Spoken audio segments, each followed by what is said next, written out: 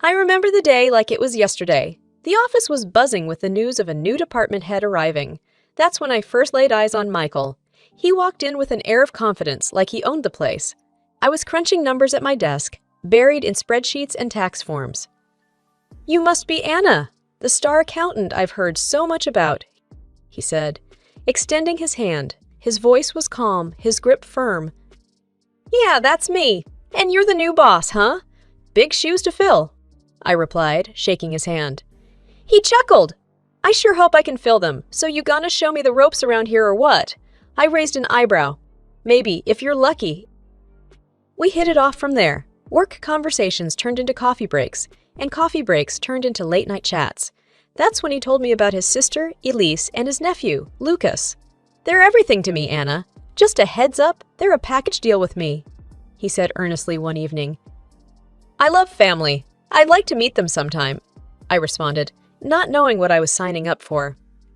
It wasn't long before I got my wish. Elise was striking, but her presence was cold, like a winter breeze that you can't shield yourself from. "So you're the accountant," she said, her voice laced with a hint of disdain. "Michael says you're good with numbers. Sounds boring to me." I forced a smile. "Well, we all have our talents. Accounting is mine." Lucas was a whirlwind, a 3-year-old with energy for days and manners yet to be learned. I watched as he ran around, his laughter filling the room, while Michael looked on with adoration. "He's a spirited one, isn't he?" I remarked. Michael chuckled. "That's one way to put it. He's my little champ, can do no wrong in my eyes." The wedding was modest, just close friends and family. I thought marrying Michael meant I was getting a partner, but it felt more like I was joining a club where I didn't know the rules. We moved into his house, right next door to Elise's apartment. I learned quickly that Michael paid her rent, something about wanting to keep family close. Elise's visits became more frequent, her presence in our home more imposing. "Michael, why is Elise here all the time? Doesn't she have her own place?" I asked him one evening.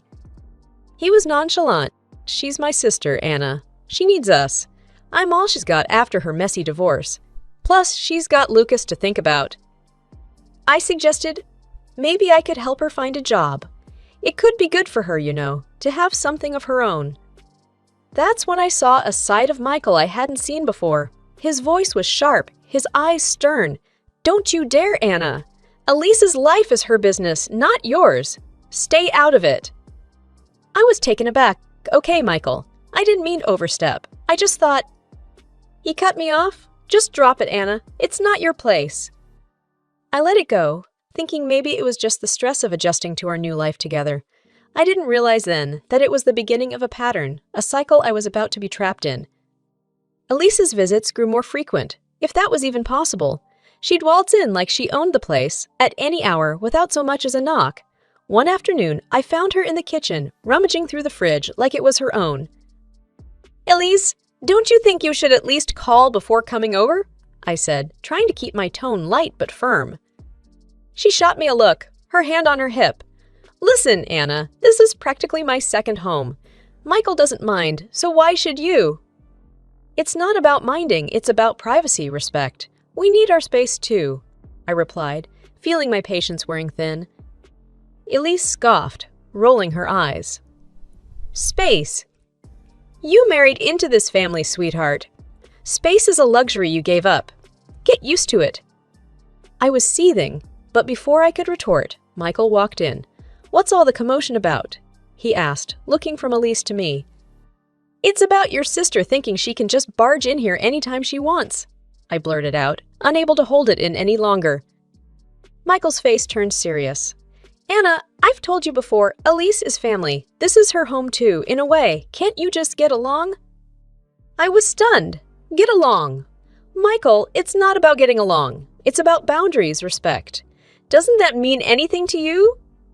He sighed, running his hand through his hair. "Of course it does, but she's going through a tough time. We need to be there for her." Elise smirked, enjoying the scene. "See, Anna, Michael understands. Maybe you're the one who needs to adjust." I felt a mix of anger and helplessness. It was like banging my head against a brick wall. "Fine, have it your way. But remember, this is my home too," I said, my voice shaking with frustration. The days turned into weeks. and the pattern continued. Elise's entitlement grew, and so did my resentment. One day, Lucas, now a whirlwind of mischief and tantrums, decided my vase was his new toy. The crash was deafening, the pieces of the vase scattered like my patience. "Lucas, that was not yours to break!" I exclaimed, my voice stern. Elise rushed in, her protective mother bear mode in full swing. "What did you say to my son?" she demanded, her eyes blazing. "I told him off for breaking my vase. He needs to learn to respect other people's property," I retorted, standing my ground. Elise was fuming. "He's just a child, Anna. They make mistakes. You don't need to make a big deal out of it." "A child needs to learn, Elise. If we don't teach them, who will?" I argued, feeling the weight of the situation. Before it could escalate further, Michael stepped in. "Okay, let's all calm down. It's just a vase. We can replace it." As I swept up the broken pieces of the vase, I realized I was also trying to piece together a sense of normalcy in a home where the lines between respect, family, and intrusion were constantly blurred. It was a balancing act, and I was the tightrope walker, treading carefully, wondering when I would finally fall or if I'd ever find the balance I so desperately sought. Life at home started feeling like walking on eggshells. The arrival of our daughter Lily was supposed to be the light at the end of the tunnel. I thought maybe, just maybe, having our own little one would shift Michael's focus, make him see things differently. I was wrong! One evening, I brought up the subject of Lily's future. "Michael, we need to start putting money aside for Lily's college. She deserves every chance we can give her," I said, cradling her gently in my arms. Michael glanced at Lily, then back at his phone. "Yeah, sure. We'll open a joint account or something. But don't go overboard with the saving. We've got plenty of time." It wasn't the enthusiastic agreement I'd hoped for, but it was something, or so I thought. Elise's grip on our life only tightened. She'd stroll into our house whenever she pleased, treating it like her own personal diner. I'd find dishes scattered, leftovers gone, the aftermath of her impromptu visits.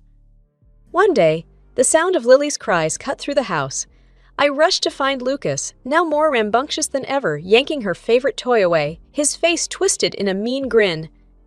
"Lucas, stop that right now! Give it back to Lily!" I commanded, my voice laced with anger. Elise appeared in a flash, her eyes narrow slits. "Why are you picking on my son? He's just playing. Can't you see that?" "He's not playing, Elise! He's being a bully. Doesn't that bother you at all?" I snapped, frustration boiling over. Elise laughed, a cold, harsh sound. "Bother me? Why should it? Kids will be kids. You'd know if you weren't so busy playing the perfect mommy." Before I could unleash the torrent of words building inside me, Michael walked in. "What's all this noise about? Anna, why are you attacking Lucas?" I couldn't believe my ears. Attacking? "Michael, your nephew is terrorizing our daughter and you're worried about me attacking him?" Michael's face darkened. "Lucas is just a child, Anna. Stop making mountains out of molehills. And watch your tone. You're not talking to one of your spreadsheets now." I was stunned into silence. My husband, the man who was supposed to be my partner, my equal, was taking sides against his own daughter. "Your sister walks in here like she owns the place. Her son treats our daughter like dirt, and I'm the one who's wrong," I asked, my voice trembling. Michael stepped closer, his voice a low growl. "You heard me. Elise is going through a lot, and I won't have you adding to her stress. You're the one who needs to adjust your attitude." The room spun around me. This wasn't just about a toy or a broken vase. It was about my husband, the father of my child, choosing his sister's happiness over our daughter's well-being, over our family's peace. As I held Lily close, her sobs soaking into my shirt, I realized the balance I'd been seeking was a farce. There was no middle ground, no compromise. In Michael's world, Elise and Lucas reigned supreme, and Lily and I. We were just living in it. The realization hit hard, a bitter pill I wasn't ready to swallow. The scales weren't just tipped. They were completely overturned, and there I was, left picking up the pieces, wondering how I'd let it get this far, and where we'd go from here. Years had trickled by, each day a stark reminder of where I stood in the pecking order of Michael's priorities. Elise and Lucas always came first, their needs and whims overshadowing our little families. I'd learned to live in the shadows, But what I couldn't stomach was watching Lily grow up feeling like she was second best in her own father's eyes. Lucas turned 18, his high school days behind him, college on the horizon. Lily, just 14, was blossoming into a bright, ambitious girl, her dreams of becoming a doctor getting more vivid with each passing day. We'd been squirreling away every penny into her college fund, or so I thought. That day, something nudged me to check the account, a gut feeling I couldn't shake. The numbers on the screen made my world spin. 2/3 of Lily's future, her dreams, our promises, gone. Numb, I scrolled through the transactions, each entry a stab in the heart. Michael had drained the account, the lifeline we'd promised our daughter. I waited for him, the betrayal burning a hole through my chest. Michael, the college fund for Lily, it's nearly empty. Why? He didn't flinch, his voice as calm as a predator's. Lucas is going to college. He needed the money. The room spun around me. But that was for Lily, our daughter. How could you do this without even asking me? His glare was icy. It's my money too. I don't need your permission to help my family. Your family, I echoed, disbelief wrapping around me like a shroud. Isn't Lily your family? Doesn't she matter to you at all? He scoffed, a sound that sent shivers down my spine. Elise and Lucas need me more. They're my responsibility. Lily, who'd been listening from the doorway, stepped in, her voice a mix of confusion and hurt. Dad, am I not your responsibility too? Don't you care about my future? Michael's reply was a blade, sharp and cold. Elise and Lucas will always come first. That's just how it is. The room fell silent, the truth hanging heavy like a storm cloud. Lily's eyes, once bright with hope, brimmed with tears, each one a silent accusation against the father who'd failed her. I looked at Michael, really looked at him, and saw the stranger he'd become. My husband, who was supposed to be my partner, my equal, had made his choice, and in doing so, he'd shattered the fragile facade of a family we'd tried so hard to uphold. As Lily's sobs filled the room, a clarity settled over me. This was the tipping point, the moment when the veil lifted and the ugly truth revealed itself. We weren't a family, we were just extras in the backdrop of Michael's unwavering loyalty to Elise and Lucas. The revelation about the college fund wasn't just a breach of trust. It was the catalyst that set everything in motion. The facade of our family life, already cracking, began to crumble piece by piece. In the days that followed, the house was thick with tension, each of us walking on a tightrope of unspoken words and raw emotions. Lily, once bubbly and chatty, grew quiet, her eyes losing the sparkle that once lit up the room.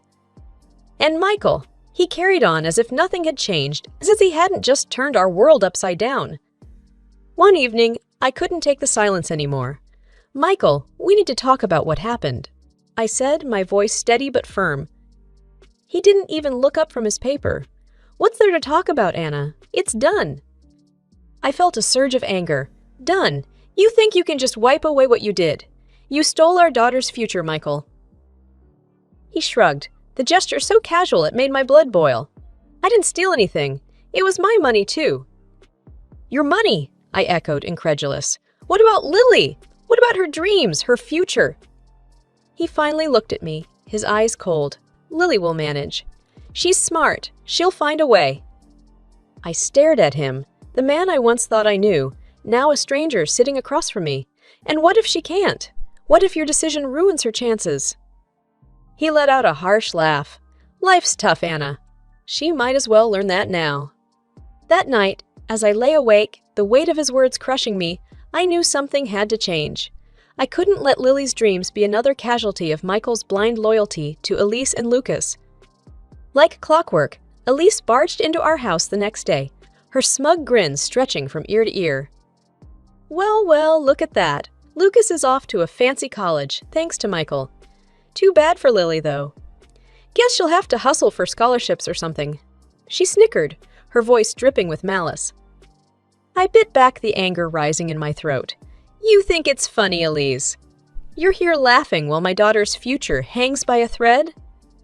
Oh, lighten up, Anna. It's not the end of the world. Michael did what he had to do. His nephew needed him, she said, her indifference stinging like salt in a wound. It was then she let something slip, a number that didn't match up. The amount she casually mentioned Michael gave her was way less than what had vanished from Lily's account. My mind raced. Where did the rest of the money go? I couldn't let it go. Not this time. I hired a private investigator, a quiet man with sharp eyes that missed nothing. Find out where the money went, I told him, handing over the account statements. Find out what he's hiding. It took 2 weeks of waiting, each day longer than the last. Then the investigator came back, his face grim. "I've found what you're looking for," he said, passing over a file. "The contents made my world collapse. Michael wasn't just betraying me financially. He was having an affair." Armed with the evidence, I stormed over to Michael's sanctuary, where he was probably basking in the safety of his sister's support. Without a knock, I pushed the door open and threw the divorce papers in front of him. "Michael, we're through. This is where it ends," I said, my voice eerily calm yet seething with a rage that had been simmering for years. Elise, who had been watching the scene unfold with a smirk, let out a laugh. "Good riddance, Anna. Michael was too good for you anyway, right, bro?" Michael, however, didn't share her amusement. "Anna, I'm done with you. I'll sign the papers and you get out of my house. Take Lily and leave." His words, meant to wound, only strengthened my resolve. It was then I played my final card, the ace I'd been holding close. "Not so fast, Michael. I have something else for you." I handed him the evidence of his infidelity. "And just so you know, I'll be seeking compensation for this betrayal. Your boss might be interested to learn about your little escapades, especially since it involves his wife." The color drained from Michael's face, his arrogance evaporating like mist under the sun. "Anna, please. I'm begging you. Let's sort this out. You can't do this to me." But his pleas fell on deaf ears. The time for begging was over. The time to act was now. You made your bed, Michael.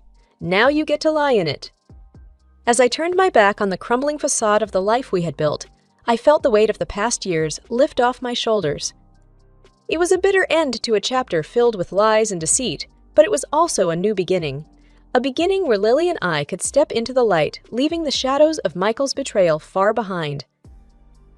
The days that followed were a whirlwind. Michael's face when he realized the magnitude of what was at stake was a picture I couldn't erase from my mind. But this wasn't about revenge. It was about justice, about securing a future for Lily that her father had so carelessly gambled away. I sat at the kitchen table, the divorce papers in front of me, when Lily walked in. Her eyes, once filled with innocent joy, now held a maturity that no 14-year-old should have. "Mom, what's going to happen now?" she asked, her voice steady but her hands trembling ever so slightly.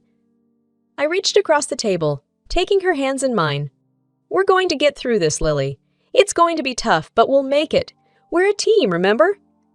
She nodded, a determined glint in her eyes. "Yeah, team us. But what about Dad? And college?" I squeezed her hands, my resolve firm. "Your dad made his choices, and now he has to face the consequences. As for college, we'll figure it out. I'm not letting anything or anyone ruin your dreams." The legal battle that ensued wasn't pretty. Michael's lawyer was slick, his arguments crafted to paint Michael as a victim. But I held my ground, the evidence and the truth on my side. In the courtroom, Michael's eyes met mine, a silent plea in their depths. But this wasn't about him anymore. It was about righting a wrong, about standing up for my daughter. "Mrs. Carter, can you confirm that these transactions were made without your knowledge or consent?" the judge asked, his gaze piercing. "Yes, Your Honor. I had no idea until it was too late," I replied, my voice unwavering. "And the evidence of infidelity presented here, can you attest to its authenticity?" I nodded, feeling a mix of pain and triumph. "Yes, Your Honor, it's all true." The gavel came down like thunder, the sound marking the end of one chapter and the beginning of another. "In light of the evidence presented, I'm ruling in favor of Mrs. Carter. Mr. Carter, you are hereby ordered to pay restitution for the misappropriated funds and additional compensation for emotional distress." Michael's face was a mask of shock and defeat, but Elise, who had come to support her brother, was livid. "This isn't fair. You can't do this to him," she shouted, her voice echoing in the courtroom. The judge's gaze was unyielding. "It's not about what's fair to him, Mrs. Carter. It's about what's fair to his family, the ones he betrayed. As we walked out of the courtroom, Lily's hand in mine, I felt a weight lift off my shoulders. It wasn't a victory, not in the true sense, but it was a step towards healing, towards rebuilding what had been broken. Michael's life unraveled after that. His boss, upon learning of the affair, showed him the door. Without his job, his world, once so carefully constructed, began to crumble. And as for Elise, her once lavish lifestyle, funded by her brother's generosity, was now just a memory. She was forced to find work, to stand on her own 2 feet for the first time in years. But for Lily and me, it was a new beginning. We'd walked through the fire and emerged stronger, our bond unbreakable. The road ahead wasn't going to be easy, but we had each other. And in that moment, I knew that no matter what lay ahead, we would face it together as a team. Because in the end, that's what family is all about. Not the ties of blood, but the bonds of love and the promise to always stand up for each other no matter what. The world had turned upside down. Michael, once so sure of himself and his choices, was now scrambling to keep his head above water. Juggling 2 jobs just to make ends meet, his days of comfort and complacency were long gone. One evening, I saw him at the grocery store, looking worn out and tired. His cart was filled with basic necessities, a far cry from the luxurious items he used to bring home. "Anna," he said, his voice tinged with exhaustion, "I didn't expect to see you here." I looked at him, the man who had once been the center of my world, now a stranger fighting his own battles. "Life's full of surprises, Michael. Looks like you've got your hands full." He sighed, running a hand over his face. "Yeah, it's been rough. With Elise and Lucas moving in, things are tight. I'm doing what I can." The mention of Elise brought back a rush of memories, none of them pleasant. I heard she's working at the store down the street. Must be a change from her days of leisure. Michael nodded, a hint of embarrassment in his eyes. "It is, but she had no choice. I can't cover everything anymore, not after everything that's happened." I couldn't help but feel a twinge of satisfaction, seeing the consequences of their actions finally catching up. Well, actions have consequences, Michael. You're learning that the hard way. He didn't argue, the reality of his situation evident in his weary posture. "I know I made mistakes, Anna. Big ones. I just hope someday Lily can forgive me." I thought of our daughter, her resilience and her determination shining through despite the storm she'd weathered. Lily's focused on her future, on becoming a doctor. She's moving past this, past you. And so am I. Michael looked at me, a mix of regret and realization in his eyes. "I guess that's fair. I miss her, Anna. I miss both of you." I shook my head, the finality in my voice clear. "You made your choices, Michael. Now you have to live with them. Lily and I, we're doing just fine without you." As I left the store, I felt a surge of pride. Pride in how far Lily and I had come, in the strength we'd found in each other. Michael's world might have been crumbling, but ours was just beginning to rebuild. Lily's graduation was just around the corner, the culmination of her hard work and dedication. The dream of her becoming a doctor was no longer a distant hope, but a tangible, nearing reality. And as for me, I was content knowing that the storm had passed, and in its wake, it had left us stronger, more resilient. The aftershocks of Michael's decisions would still ripple through our lives, but they no longer had the power to shake our foundations. We had each other, and that was more than enough. As we looked to the future, to the new chapter waiting to be written, I knew that whatever came our way, we would face it together, as a team. Because in the end, that's what family is all about. Not the ties that bind you, but the love that holds you together, through the best and worst of times.